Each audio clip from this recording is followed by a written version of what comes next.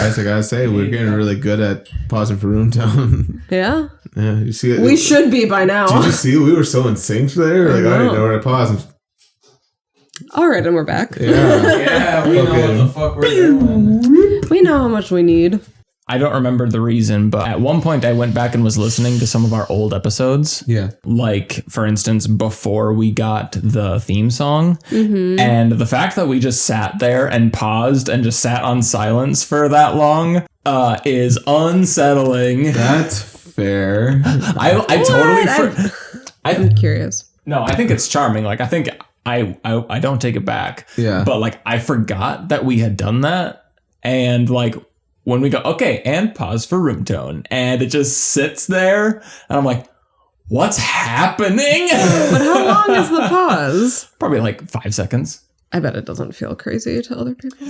But I remember like that was like one of the intentions was like to confuse people. Yeah. I feel like I know at least we'd mentioned that of like, there's that level of confusion. Yeah, no, I get what you mean. But technically we were doing what we said we were doing. No, you're right. We told him to pause. Yeah. We're getting the room tone. Yeah. Mm-hmm. See, we've really screwed ourselves because people are going to go out and they're going to be like, have you heard that show, Pause for Room Tone? That's fair. It's not the name. How about room tone? We can't just yell room tone. That's like our safe word. Yeah. Room tone. We're done. We're done. Oh, room tone. We were hanging out outside, and we've been hanging out. We were hanging out outside, and I asked Maddie and Swain what they've seen recently.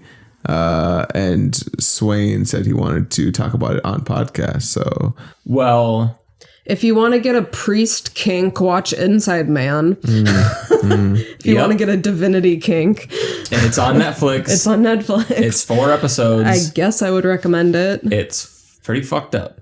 I would recommend it if you want to come. Blood. That's a very interesting proposition. Like, I think it's cum-worthy, but I don't think it's, like, a good show. What? Oh, I guess I see what you're saying. Thank you. It's the style is in Maddie terms here. Can we get a translator in? Let me bring this up. Stylistically, it was great, but the overall content was okay. Right. Yeah. Yeah. I think that's like true. It's got some very strong wins, but also it's kind of like, this is kind of dumb. Yeah. Or this is kind of annoying me. So this is David Tennant and Steve Tucci, right? Stanley Tucci. Stanley Tucci? Mm-hmm. Yeah. Steve's father. Or cousin. I don't know. I've never met Steve Tucci. Wait, is this actually... Is Steve Tucci a real person? Are you fucking with me? Is it always Stanley Tucci? It's always been. Stanley Tucci. I think we call him Steve Tucci for like a while. Man, he must hate that. Oh, no, yeah. That's so rude. I should give him a call. Oh, no, I'm sorry. Yeah. Steve, shit. Yeah. I'll send him a tweet. Yeah. Mr. Tucci, I'm so sorry. He'd probably think that was funny. Yeah, probably. Tag him. Michael Sheen thinks it's funny that people keep calling him Martin Sheen. That's fair. That is very funny. At least Martin Sheen's a real person. Yeah. Right. But yeah, that's my take. What's your take, Swain?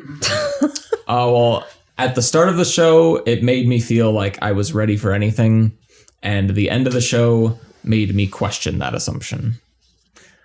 Which I do think is true. It starts strong and it finishes strong. Yes. And it's literally, just a very interesting character study. Mm-hmm. It's like, here are these impossible but normal people shoved into an impossible situation. Yeah, how are these completely normal people shoved into an impossible situation? Yeah. And how they fucking try to squirm their way out of it. Holy but shit. But it's just, yeah, it's good. But I think there's a lot of like questionable decision making that just like doesn't really make sense. And a lot of stuff like happens that's kind of like doesn't seem to end up like mattering. Like it seems like, I won't say more than that, but that's kind of my main critique. Interesting. But like I said, divinity kink. So I'll put that on the box. Yeah. For positives to Yes. Yes. plus David Tennant and Steve. That's another Stanley positive. Tucci. Steve and Stanley Tucci. Yes. And Sorry, Tootster. yeah. That's also a big plus. I'm definitely down to watch it. I'm excited to watch it. Hell yeah. Yeah. What would you rate it on the Maddie scale? Would you give it 10 Maddies as in like amazing or No, I would give it 6. Crunchy leaves. 6 Maddies out of 10 Maddies. 6 crunchy leaves? 6 crunchy leaves. Yeah. Yes. 6 crunchy Exactly. leaves out of 10. That's fair. Okay, I feel like that's worth it. Like at least watching one episode and seeing what Yeah. it's about. It's worth watching. Yeah. I would definitely say by the end of the first episode, you'll know if you want to keep watching. And what would you give it on the Swain Train scale? Yeah, Swain Train. 42 trains Out of 65. Interesting. Okay. What have you been watching, Austin? Dread. Just watching it come. Yeah. Yeah. I can tell you what I'm excited for. Do. 2 things. One is coming out sooner than the other. Gen V. It's the spin-off series to The Boys. Oh. And it's about like superhero kids in college, Right I on. believe, or in high school. I'm hoping it's college. Yeah. We've got enough high school stories. Yeah. We've all seen Sky High. No, actually, I think it's high school. Bummer. Whatever. Anyways, it's coming out, and it's just like these metahumans, and they're like learning how to use their powers, and like it's somewhat X-Men type vibey. Right Like, on. Sky Highs are really good. Like Invincible. yeah, Chronicle. yeah, stuff like that. I'm excited because it got 100% on Rotten Tomatoes. Oh, damn. Yeah, It's a show? it is a show. Cool. It is a show. And also I love The Boys, and I definitely want to see more of that content. It's been a minute since they've released anything. Fuck yeah. There's that, and I'm excited. Nathan Fielder, Emma Stone, and Benny Yeah. Safdie, I believe, one of the Safdie brothers. They are coming out with a show on Showtime called The Cure. Curse. The Curse, sorry, called The Curse. It's a Cure cover band. Yes. I would pay for that. Yes. And yeah, they just released a teaser. It's very eerie, and I love it. And it's A24. And it's A24, and it has like 3 of like my favorite people in Hollywood right now, and All from like very different realms. yeah, So what you're saying is it will make you come. maybe it might. I might. Is there a world? Is there a version of this where that isn't possible? Maybe Interesting. if they just like don't show anything. But don't you just love those people so much? I Aren't do. you just gonna like metaphysically come? Oh, totally. Yeah, that's what I'm asking. In multiple levels, in multiple dimensions. Yeah. There's going to be. Coming is not just a material plane. That's very thing. valid. That's very valid. Yes, there will be come. Yes. So yes, to answer your question. Let me tell you that we preloaded right here. All right, there's already pre. There's pre. Oh yeah, there's excrement already. Yeah. So like let's not get it twisted. Once I saw the names, I was like, ooh. That's what I mean. That's what I was asking. No, I got it.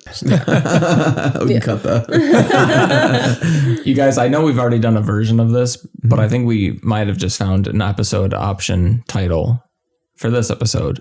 There will be come. Yes. There will be come on this episode of Roomtown.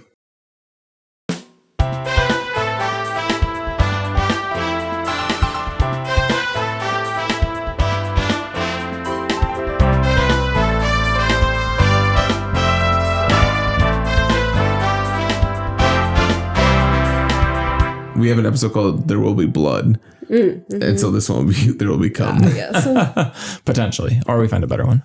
We'd have to make an episode called like "There Will Be Piss" or something. It's like, Yeah, we talk about cum all the time though. that's true. Right. But this time we said There will be come. That's true.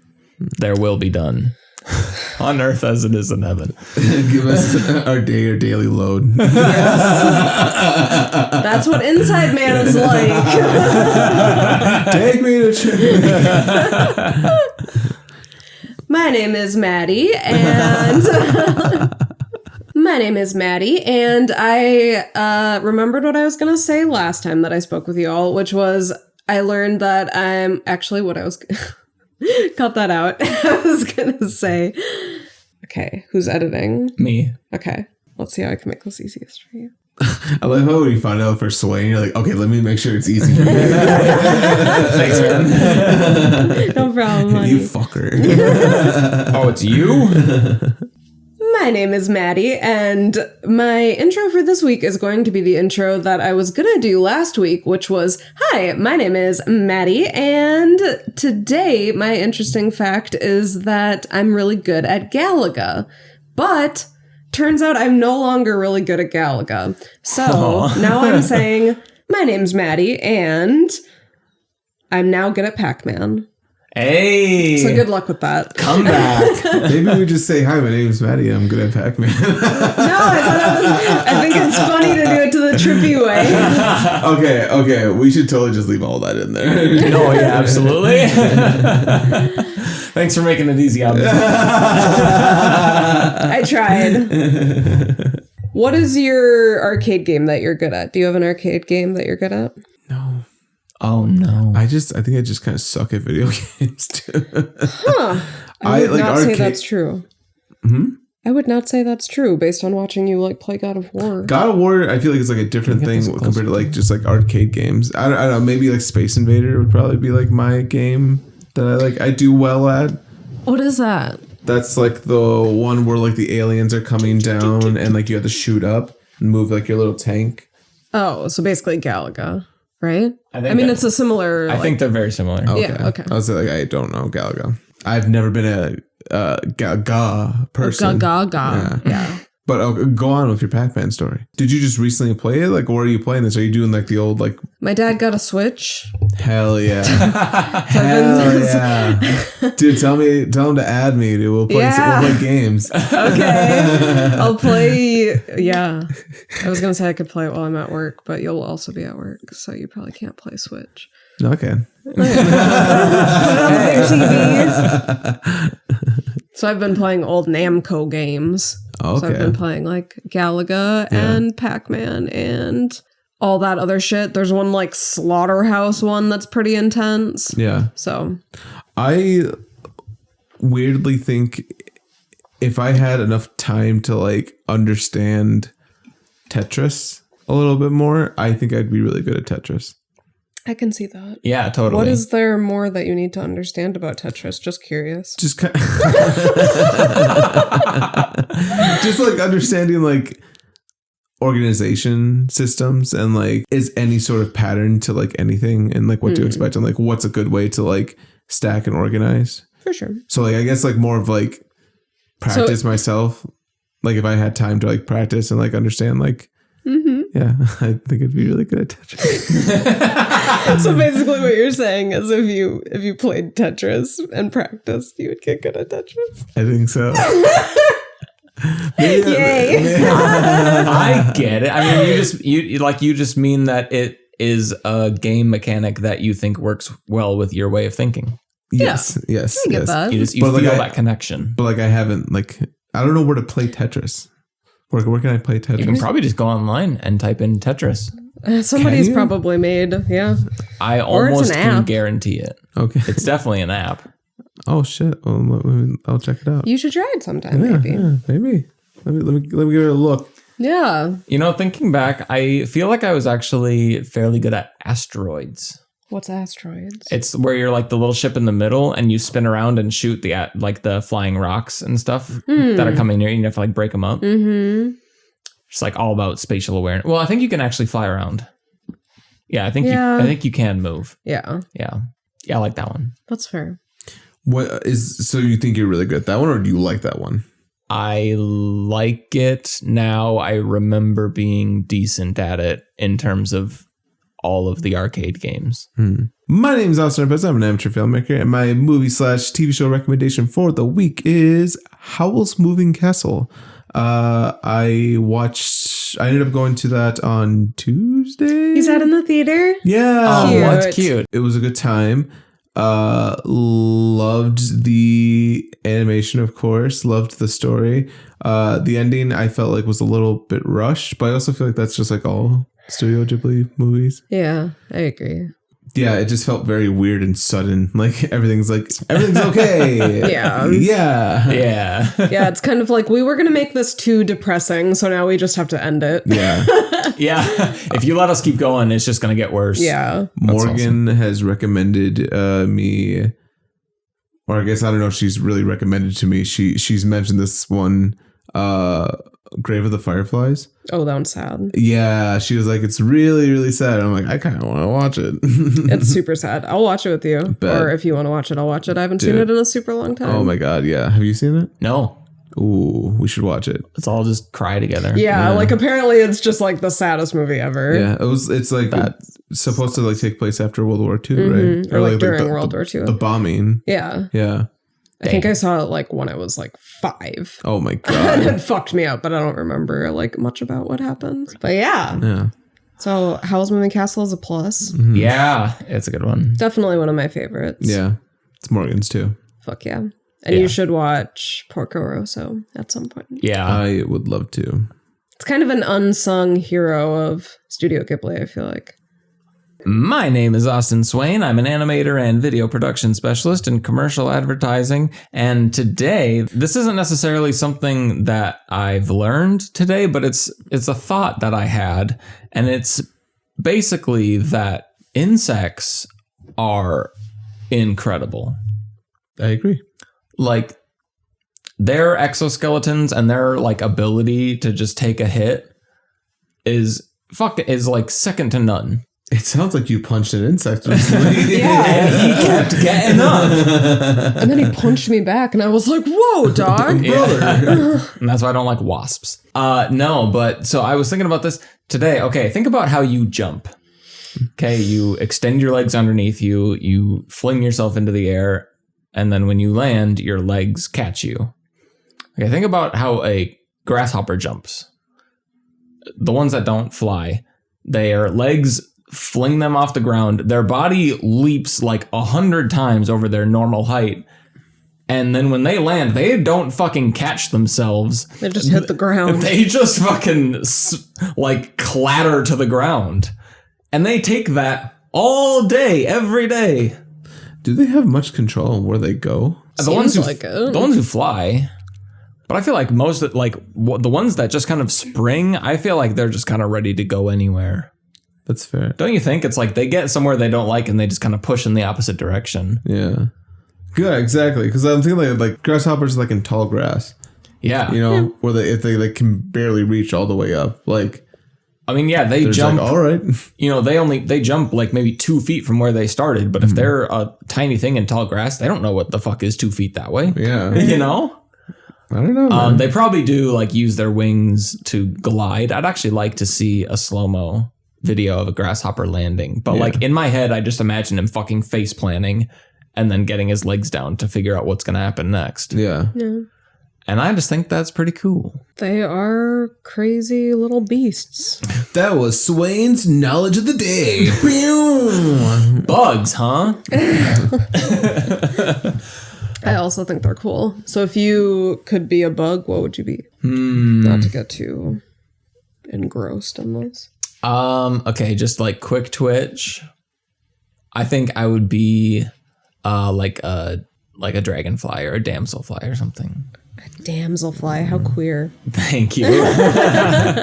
But you know, like they're flying, they're eating, they're chilling. They're born in the water and spend like half their life swimming around in the water. And are super gross when Yeah. they're in the water. I love dragonfly larvae, actually. I think they're neat. I know, they're like super cool, but they like look like a monster. Yeah, big time. Interesting. I'm going to look up dragonfly larva. I bet you've seen one and not known. I like that. I like that for you. What insects would you guys be? Tarantula. Ooh, not an insect, but a great answer. Get fucked. Read a book. I know. No, just a bug. That's a great answer. That's a lot of pressure. Yeah, it is. I would be... Oh my God, that's tough, man. I don't know. Like, what kind of bug would I like to be? Maybe a grasshopper or a prairie mantis. Ooh. I'll be a mantis. I like it. mantis. Mantis toboggan. Yes. I love that for you. I would go to your practice. You shouldn't, because I'm going to eat you. Dude, we are all very badass. A dragonfly, a mantis, and a tarantula. God. Have you seen mantises fucking attack? Yeah. I saw the other day a video of a mantis versus a bird. Yeah. And it held its own. Yeah, did the mantis win? I don't remember. I didn't watch all. I couldn't watch to the end. Oh, that's fair. I got to a point where I said, you know what? You both win in my heart. And I moved on.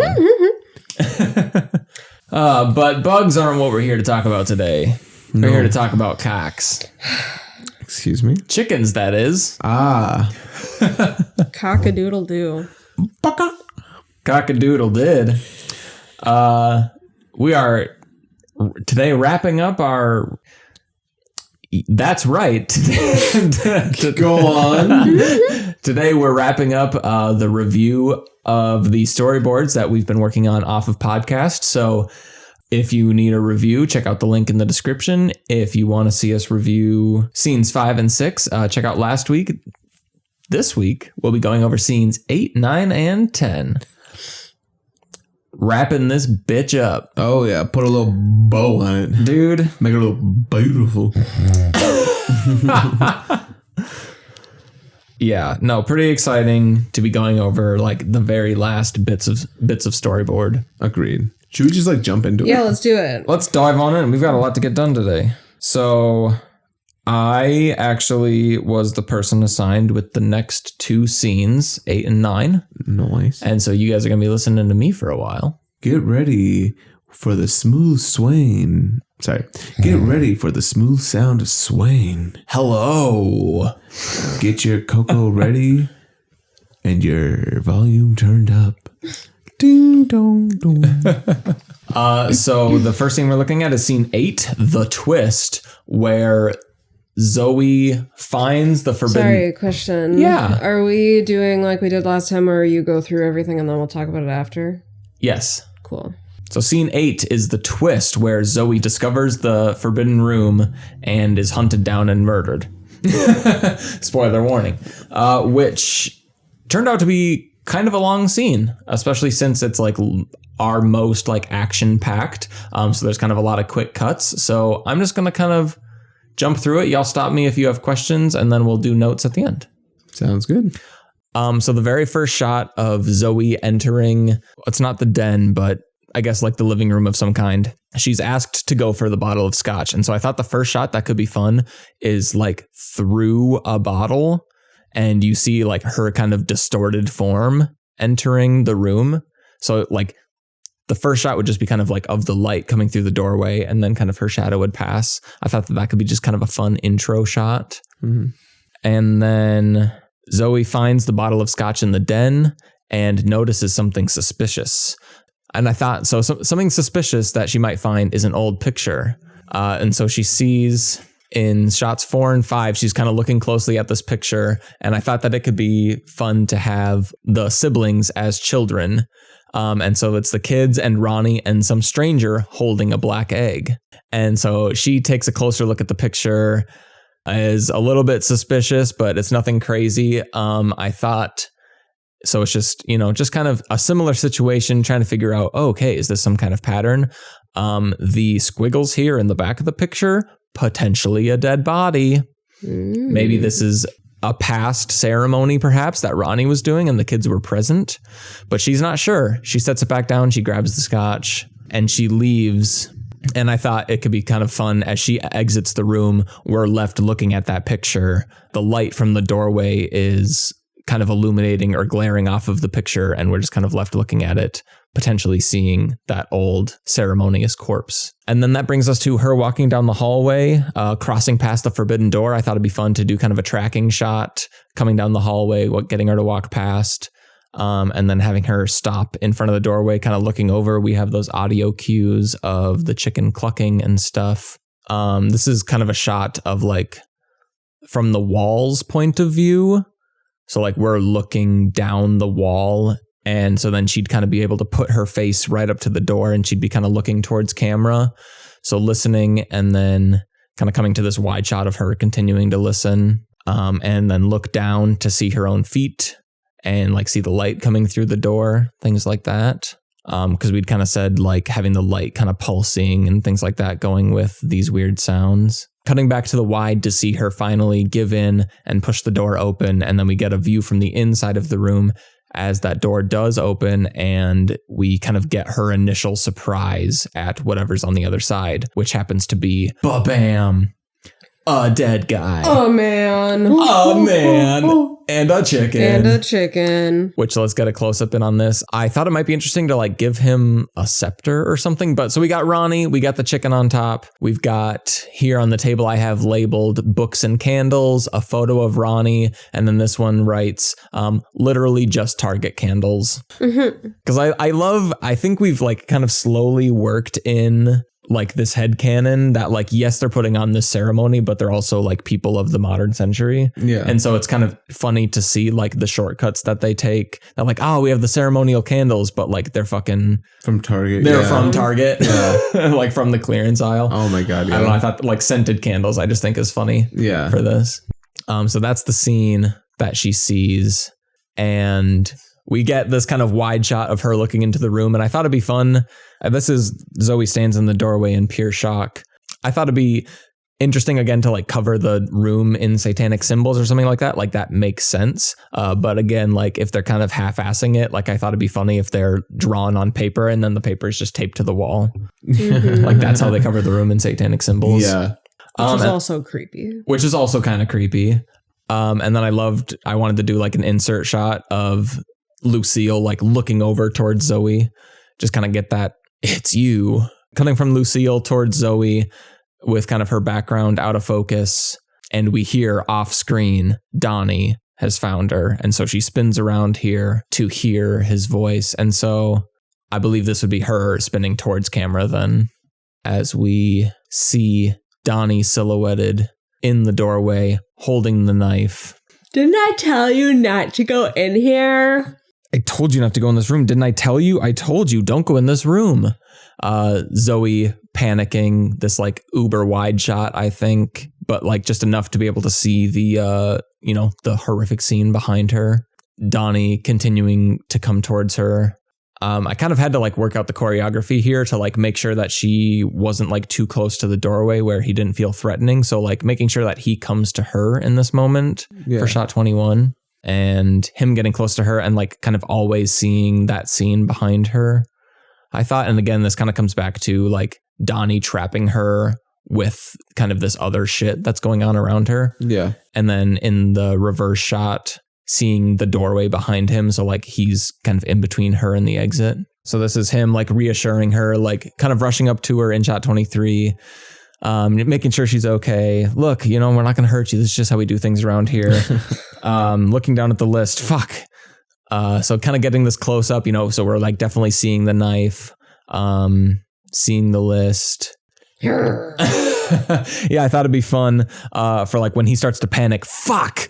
Like getting these intense close-ups. Okay, here's an confession moment. Maddie and I have been watching a lot of Doctor Who. And straight up, like when someone goes into a panic or like when they just start talking really fast and like getting like kind of freaked out, they will do so many different angles like of the same person's face. Like they'll get a close up and they'll get a Dutch angle and they'll get a wide or like and they'll just like cut on like every emphatic word.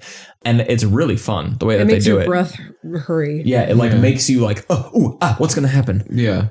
So I tried that a little bit of like coming in on him saying fuck and then like cutting back to kind of a medium shot of him just like starting to freak out.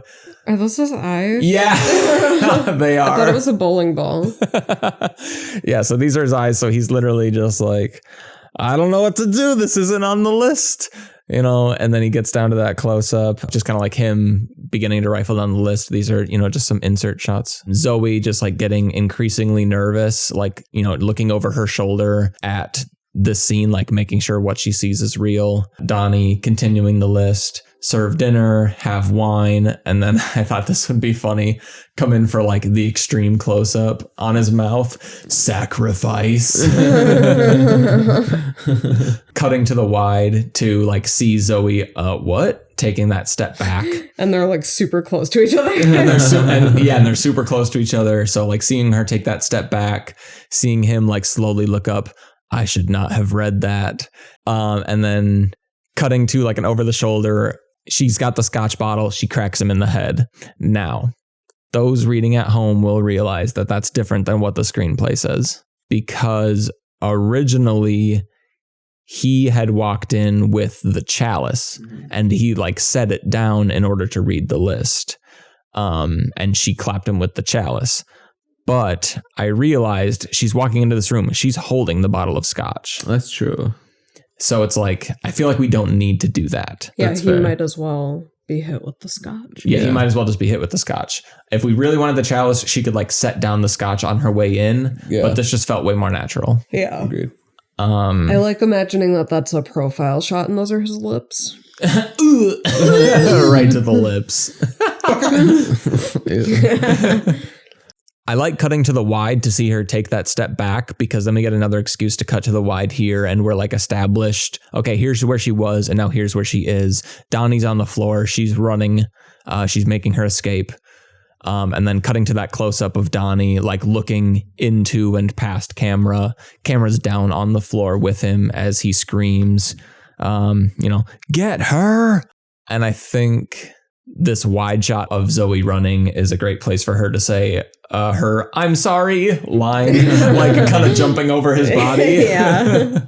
Out to the hallway, she's making her escape. Like, I thought we could literally see her, run out the door, kind of smash into the wall on the other side, when someone makes that hurried escape, and then run towards camera down the hallway to escape and find herself at the front door.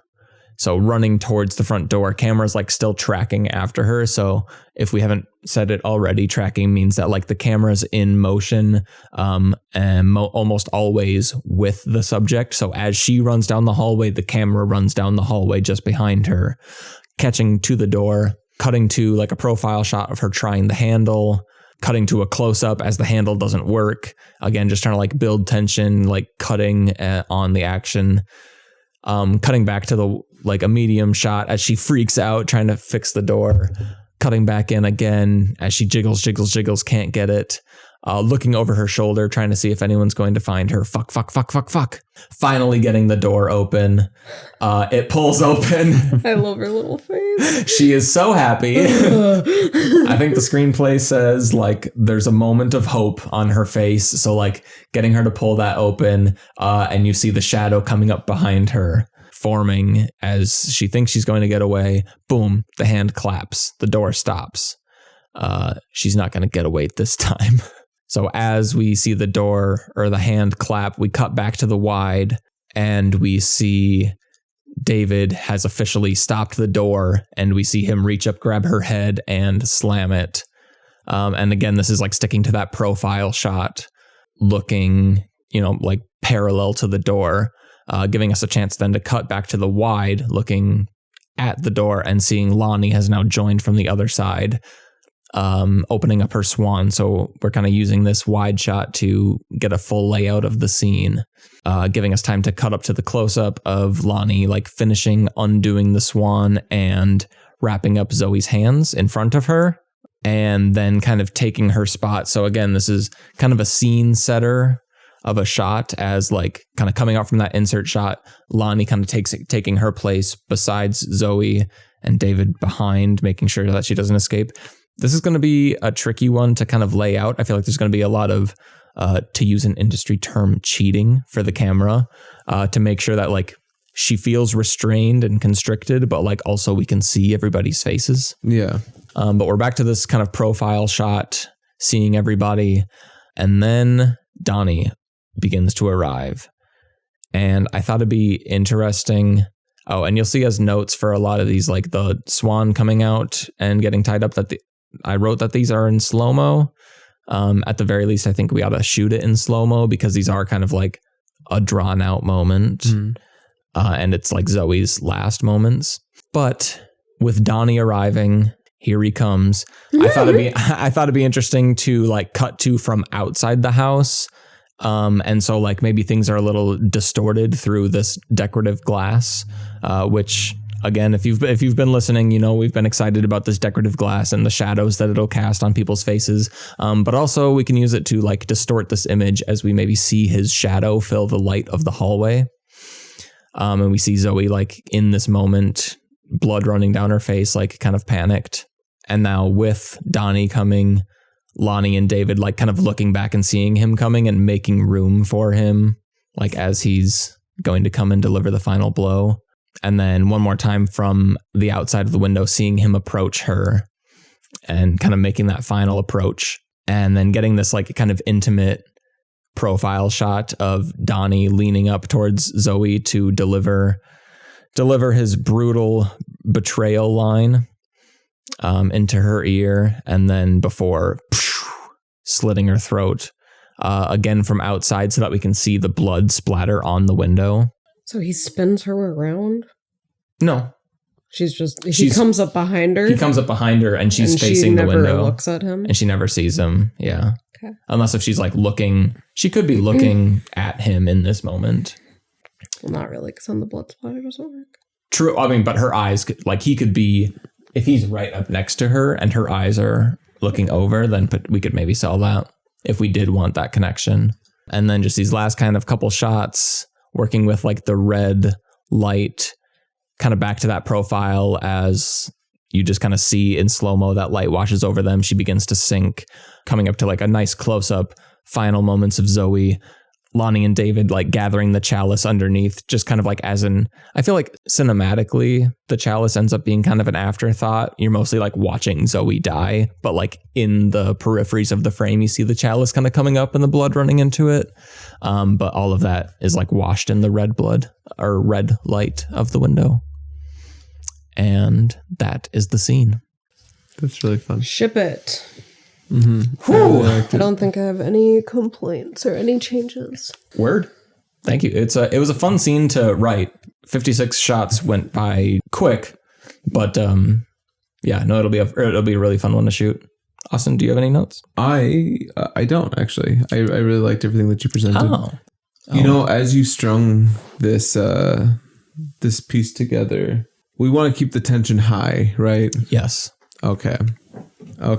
I assume. I mean, do you feel tense? You're right. I feel tense just reading. Oh yeah, no, I feel tense too. I mean, like not like in a bad way. I agree. That's what it does. It was more so like I was thinking about like pitching something, like where like you know like as they're like gathering the blood, like what if like they're like still being like really like flimsy about it. Oh yeah, like these guys are like a bunch of like you know like dorks or whatever, or not dorks, but they bumble. Yeah, exactly. And like I guess I imagine like what if there was like a little bit of like banter, but then I'm like the tension's really high. Maybe that just like breaks it and like whatever. But it's also like that we're trying to add like comedic elements to it. Maddie. I don't think there should be banter. That's fair. That's fair. I think it could work. Mm-hmm. Like, I think the way that I see it working in my head is like if we're seeing Zoe and like the visuals are very emotional, but then like just from the audio, like you hear them like bickering and bantering. Yeah. Like I could see that being funny. Yeah. Although I do specifically see Zoe's final shot in slow-mo. And I feel like audio and slow-mo or like words and slow-mo work less. That's fair. Like they'd have to be all echoey and stuff. And then I don't know if the comedic timing would work. Sorry about your husband. Yeah. I think that would actually. But yeah, like and honestly, like that's something that we could shoot on the like just record on the day, like just have them kind of improv some lines and then see if it works in the edit. Yeah. Otherwise, just on the day. Hey, we're feeling silly. Yeah. Be silly. Are you guys feeling silly today? Be a little silly. Well, thank you for checking out scene 8 with me. Hell yeah. Thank you. It was a Root and Tune time. I had a good time slicing throats. Claps for Swain. Snap, snap, snaps. Well, good. Keep it rolling because I've got another scene for you. Sweet. This one's 2 less pages. Fuck yeah. So remember that tension that you just felt of the action, and remember the release of the death. I do. Did you feel the release? Oh, I did. We now come in on a somber ceremony. We open on a close-up shot of candles. In the background, we see the flickering shadows of 3 devious siblings. We continue detail shots showing the room. We see this, a picture of Ronnie, their dear departed father, surrounded by twigs and feathers, given an old jolly thumbs up. I love the thumbs up. Okay, I don't know if it's a thumbs up. Like, I don't know if that's an homage to Kronk's New Groove. Is this the same photo as the one on the table? I think so. This is probably the same photo. I think it's really funny if he's like given a goofy look. Yeah. Like, I don't know what that is, but like for him to be part of this like demonic or like murderous thing, I'd love for him to be like, yeah, I'm Ronnie. So I drew him with a thumbs up. It can be whatever we want. And there's a little bit of movement here, trucking across the candles, dollying into the picture, and then just a hard cut to a dead girl. Setting the scene. There she is. She's dead. And then we cut out to the wide, seeing the truth, her dead body next to Ronnie's dead body. And then the reverse shot, seeing the ones who brought this on. The chicken. The 3 siblings and their devil chicken. I'd like to say that shot 5 is meant to be an echo of the beginning of the next scene of them looking down at the grave. This is now them looking down at the corpses again. Love that. Thank you. They should bring the chicken to the burial too. They should. Someone should be holding it. Lonnie should just be holding the chicken and smoking. That would be iconic. That would be. I want that as a fucking tattoo. Yeah. And again, kind of trying to work with the cinematography here to like tell the story and make sure we show the scene and we're not like jump cutting and things like that. For those who don't know, a jump cut is when one shot looks too similar to the next shot. So like in shot 5, we're in front of them. So shot 6, we're behind them, and getting Donnie to look over towards his siblings. And so this is the defining moment where he actually looks over and says, hey, why don't you guys read the list?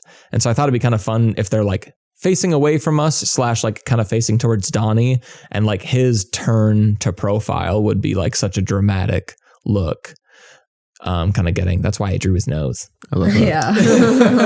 Yeah. And so getting this kind of close up of Lonnie, looking over at David, I don't know. So just kind of trying to catch those character moments, and then cutting into a double shot of Donnie handing off the list to Lonnie, and her kind of beginning the reading. We introduce now the chalice. So Donnie brings over the chalice as Lonnie reads Blood of the Innocent. He looks down at it, check a Rooney. The list is handed over to David, who reads Essence of Youth, or however we want to name them. This we had written in the script. We still weren't sure if we wanted to do like teeth or what we wanted to look like. I made some decisions here. We can change them up if we want, but this is like one of our original pitches, and I have loved it since. Yeah. So David reads Essence of Youth.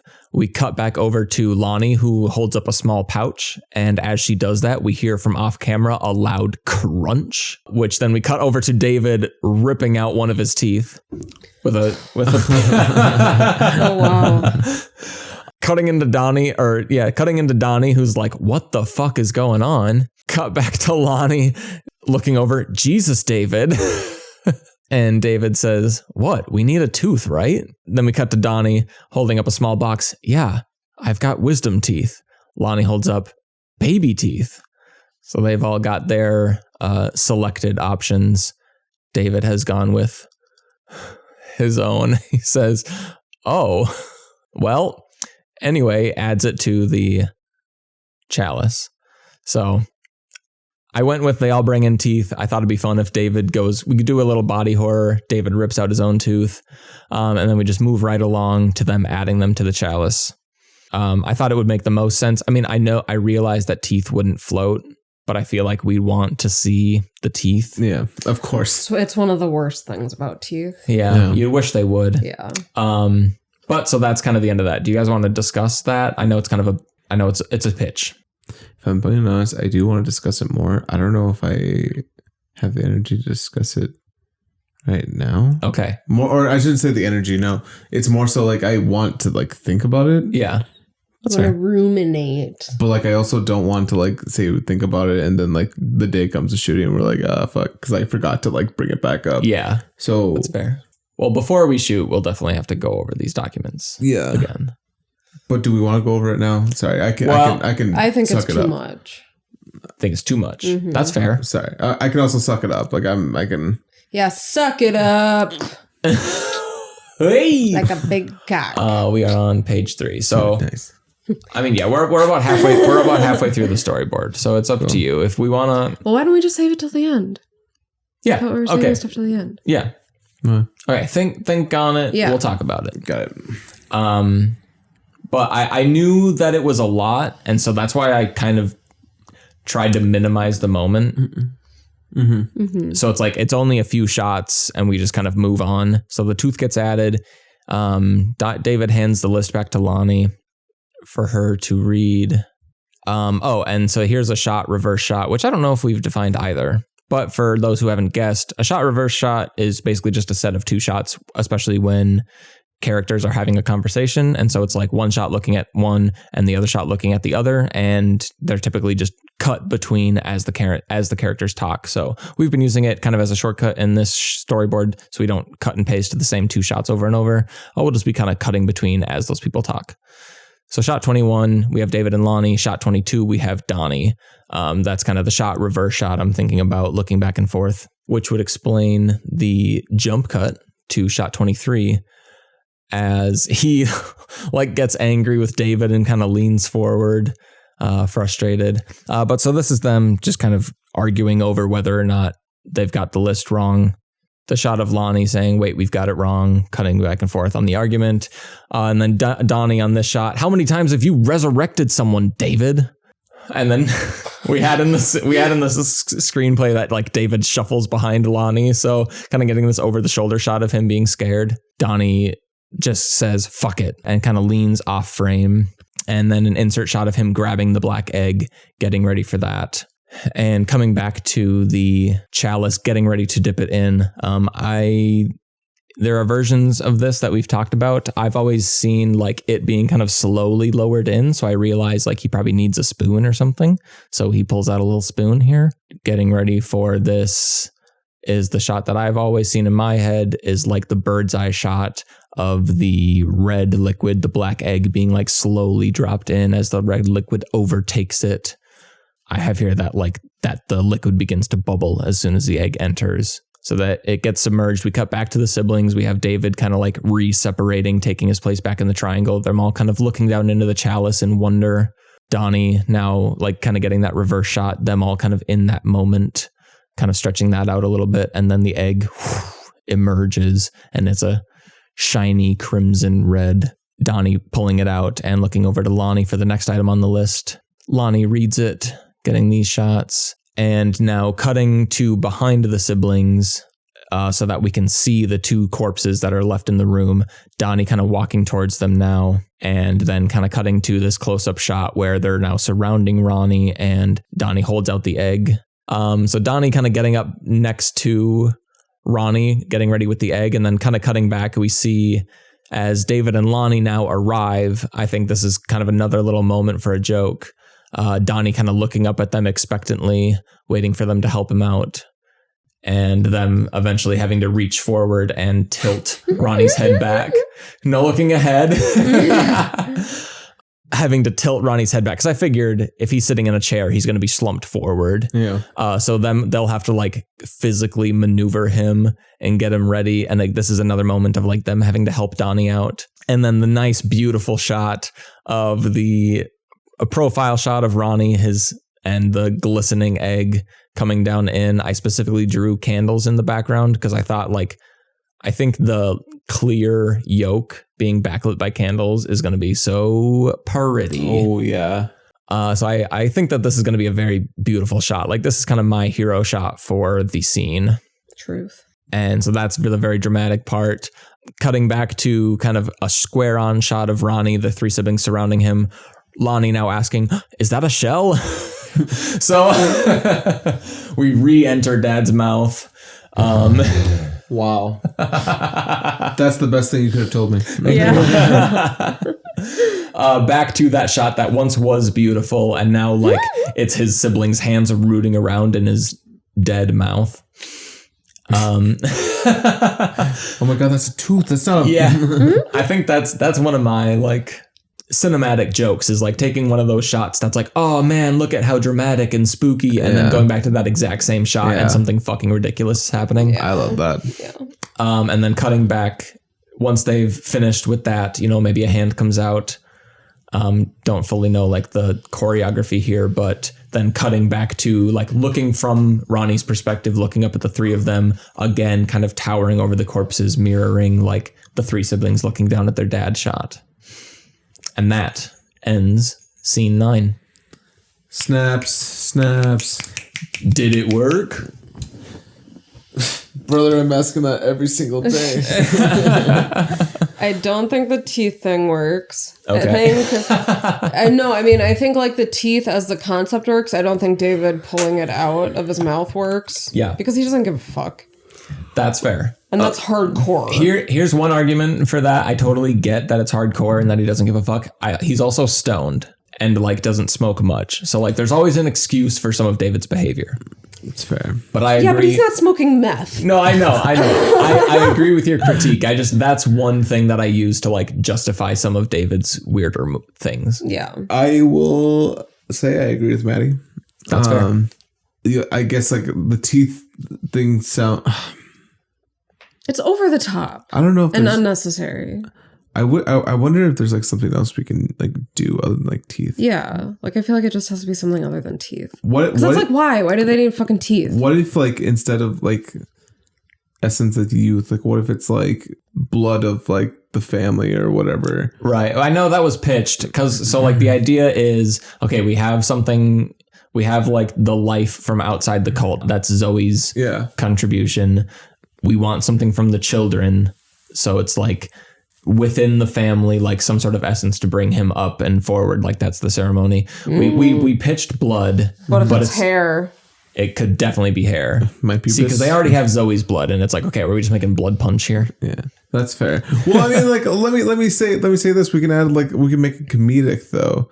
You know, like you're right. That is like a lot of blood and blood punch. Whatever. But like maybe that's the thing. That's the blood of the innocents and blood of the like children or whatever. I think it'd be that's the episode title, Blood of the Children. Hell yeah. Blood of the innocent, blood of the children.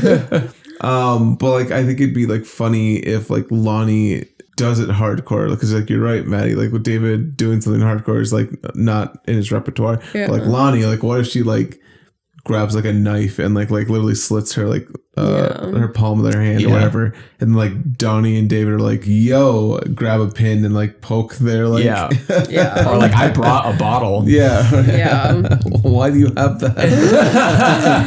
That was over the top. Like that would be so fun. Oh, that'd be funny for David. Like Donnie's like, oh my god, you guys are fucking weird.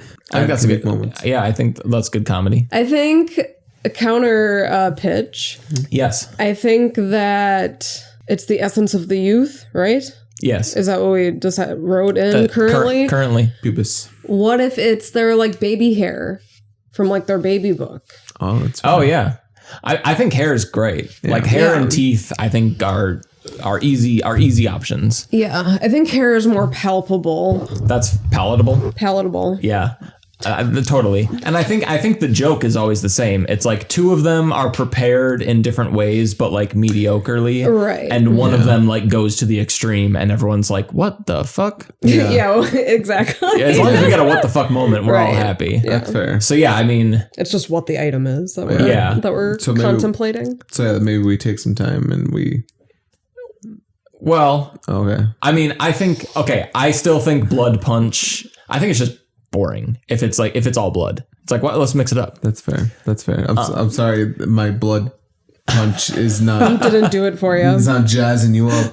I mean, serve it to me on a Saturday. We'll talk. Well, it's O positive, buddy. You can have whatever. Oh, baby, I'm positive. It's good. Ooh. I'll drink your blood punch, Austin. Thank you. I appreciate that. course. Someone will. Okay, well, let's talk hair then. So one of them holds up like baby hair from the baby book. Maybe that's Donnie. Yeah. And like Lonnie maybe just pulls up a scissors and cuts her own hair, Yeah. and like David rips them out without like really I thinking feel about like it. David would like pick off like his fucking like baby chest hairs. Oh, and Lonnie snips like baby hairs like from the forehead. Yeah. 'Cause those are called baby hairs. Yeah. And then David plucks out like some Like pulls his shirt down. some peach fuzz Yeah. chest hair. That'd be funny. Here's some hair for my asshole dad. Oh, asshole hair for his asshole dad. Wait. Yeah, that's gonna take a lot of explaining. We're not showing him did shit it. pull his ass Yeah, he hair just pulls out. out like drops what looks like pubes. He goes, "That's from my asshole for you, Dad." Veto. I mean, yeah. So like David plucks his hair, Lonnie cuts her hair, Donnie presents predetermined hair. Sure. That sounds like what I think they would actually do. Yeah, Like that sounds like the level of commitment they would put in. I agree. Yeah. I agree. Bam, love it. Any other notes that you guys had? My only other critique was that I think the egg should be lowered with tongs, not a spoon. Oh, That's fair. we can get pretty tongs. We can get like literally those egg tong things that like you get when you boil eggs. Okay, let me rewrite. But I'm ready to see your scene, Austin. Scene 10. All right. Who's ready for an adventure? I'm I'm ready. ready. Who's ready to talk about? I'm ready. Who's ready to talk about scene 10 of all your screenplay here? I'm ready. I'm ready. Well, let's talk about it then. All right. So, boop. We're just gonna go through it, and then you guys will give me notes when we're done. Deal. Luckily, we only have 2 pages for scene 10. Hell small yeah. scene. Exterior, backyard, night. A body gets thrown into a hole. So I imagine this as, shot number 1 here. The perspective might seem a little bit off, but like this is like the hole. He's going down. He's coming towards camera. So like cameras in the hole. Yes. And he goes past the hole. Yeah. Yep. Exactly. I see that. Yep. Body gets thrown into a hole. Donnie, well, that didn't work. We see Zoe and Ronnie's body in the hole. The siblings begin talking as they shovel dirt. So I imagine, these are their medium shots. So I kind of drew out each person's medium shot. Yeah, this scene is majority a conversation. Yeah. And so just kind of like framing them up, cutting to a wide, kind of showing their placement, I imagine. Donnie right across from Lonnie, and then David at the side here. So yeah, throughout this conversation, they're kind of bickering towards each other, and they're talking together about like the trauma that Ronnie had put them through, and they kind of come to terms of like the situation. I imagine just kind of playing with the shots here. Like, we have like this wide, we have these medium. I like the idea of like having sort of back to that like storybook element composition where we have like Donnie in the foreground, David in the midground, and Lonnie in the background. Cool. Ronnie's arm explodes out of the ground and latches onto Donnie's ankle. Fuck yeah. As you can see, quick hand coming up, grabbing some ankle. I like the idea of like just like Donnie right after like freaking out. We have him like in a medium. He looks down, looking over. We cut back to like the wide here with David and Lonnie like looking and like freaking out as well. And then Donnie finally like bringing the shovel up, smacking it down over and over and over again. I was thinking that we like not show the beating of the hand. Like it's like we just see this shot over and over again. Just bah, bah, bah. Is that from like the casket's point or from the body's point of view? No, this is like a medium, like a Profile-ish. Yep. Of, So, like, Donnie. David and Lonnie would be like behind him. Probably. David and Lonnie are like more to the side over here. Okay. This is just like, It's almost David and Lonnie's perspective. yeah. Okay. Yeah. That's a good way of putting it. Got it. cut to a wide, see kind of the mutilated hand as Donnie falls to his knees and begins to tear up and cry about killing his dad. Cry like a little baby. Again. Then we should just cut to David and Lonnie like staring at Donnie. They're just done. Like they're dumbfounded. They're tired. They just want to go home. They're just done. And then we cut to the wide of them like burying more dirt in the hole, and we just see the mutilated hand still out there, and just Donnie crying. And that's how the film ends. Fuck yeah. Was that the last shot we originally had in mind? Did you switch it up, or am I just crazy? No, I don't know if we ever like specifically said a last shot. Yeah, like the one with the credits. Or was that forever ago? She throws the dirt pile. Should be more descriptive.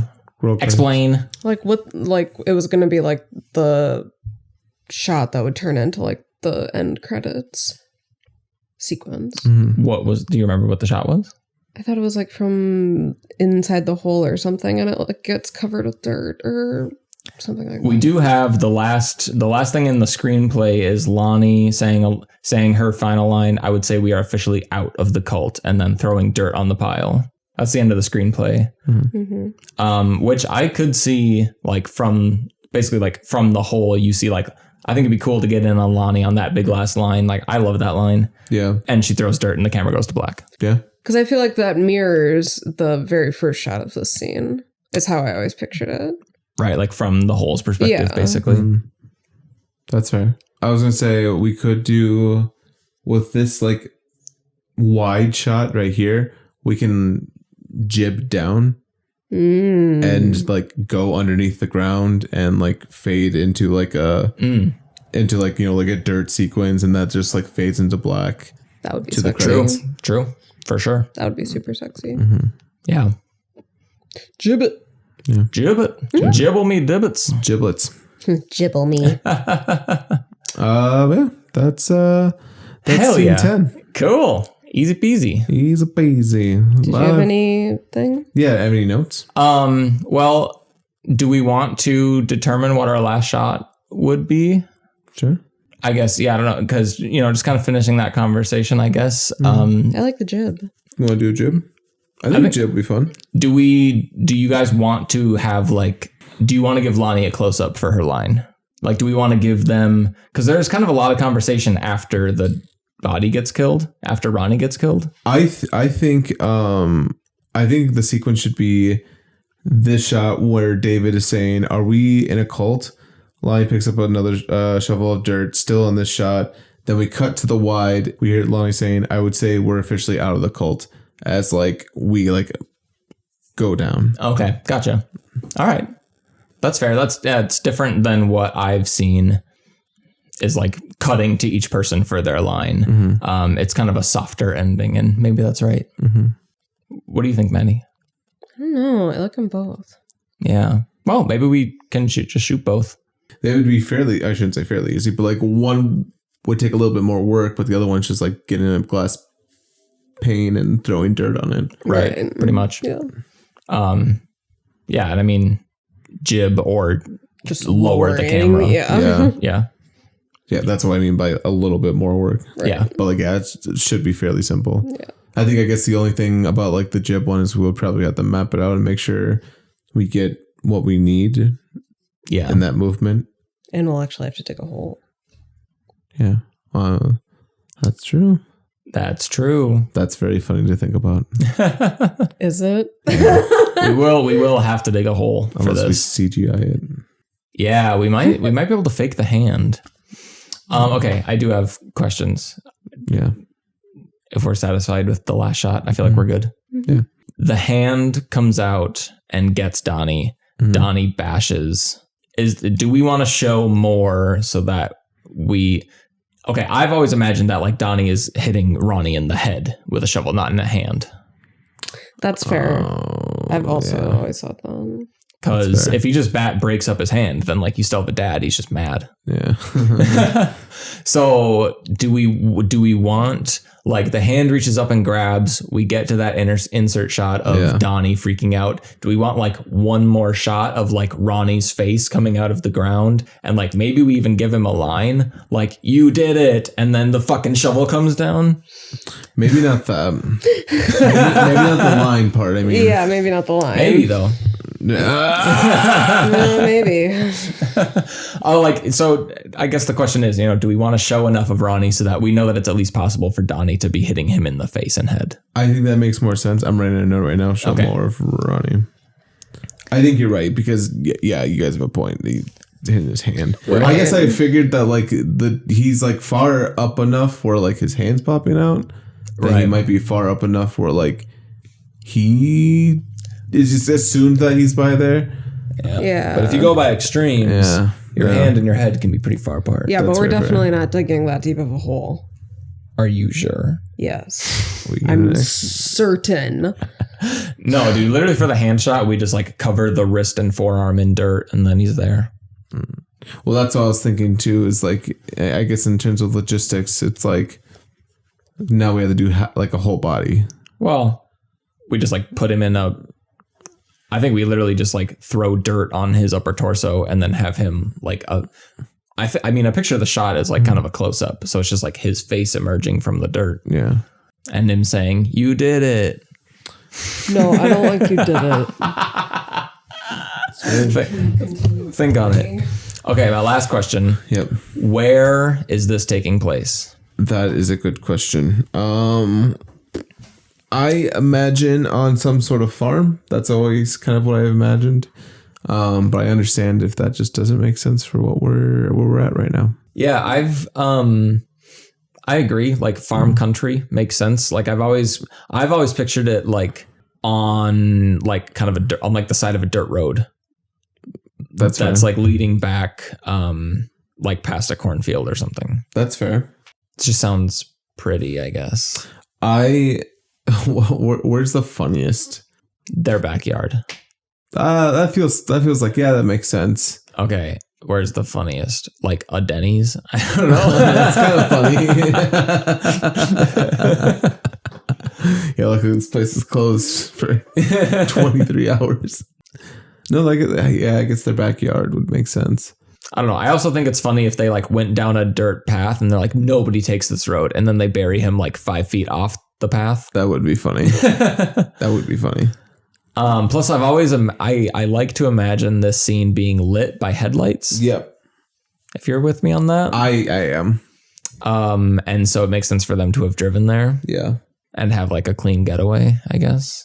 So that's why I've always pictured it on like a dirt road, and I think farm country totally makes sense. And I think that would be pretty. On one side of them is just like cornfields, or both sides. Yeah, cornfields are dope looking. They are. I agree. Children of the corn. You know, yeah, maybe they do drive up. Also, I get what ew. No, I'm playing that. Ew. Children of the Corn fucking was weird. It's super weird. Yeah. I agree. Somewhere like in that area is what you're saying. Yeah. Yeah. I agree. I just started fucking around. Sorry. Hey. Not in front of the kids. Hey, keep it clean. Hey. I'm walking here.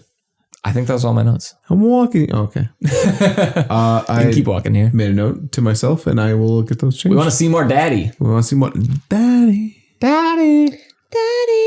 Yo, did we do it? Is that a storyboard? But yeah, we reviewed them all. Ow. How do you guys like watching a movie, huh? Yeah. It's like the pictures are moving. I can see it. This is how animation began. The pictures are moving. Gee whiz, mister. The pictures are moving. So, fun fact. I've talked about this on and off, and I think this would be fun, but I don't think it's worth the effort. If we did a table read and basically did like a radio show, we could play these storyboard frames in order and in time, and we would get an animatic. I would like that. That'd be fun. And it would give us a really good idea of like pacing and length and stuff like that. And I think it would be really interesting. And you'd get like a you'd get the bones of the movie. But I think it's a lot of effort probably to do that editing. That's a conversation for later. Just animatics are cool. And I think like it's really neat that we like have the building blocks to like tell a story. Like right now we have like the bare minimum to basically make our film and our story happen. I agree. That's really freaking dope. That's rad as hell. Do we want to talk briefly about like next steps now that we've kind of got the storyboard done? Go for it.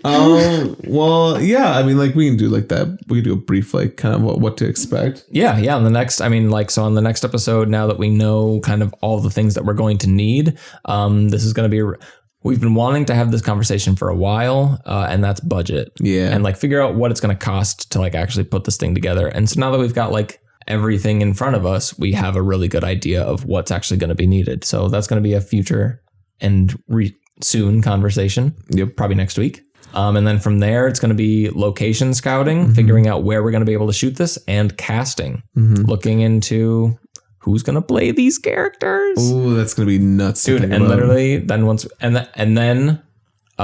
one more conversation to have, props. Yep. Props.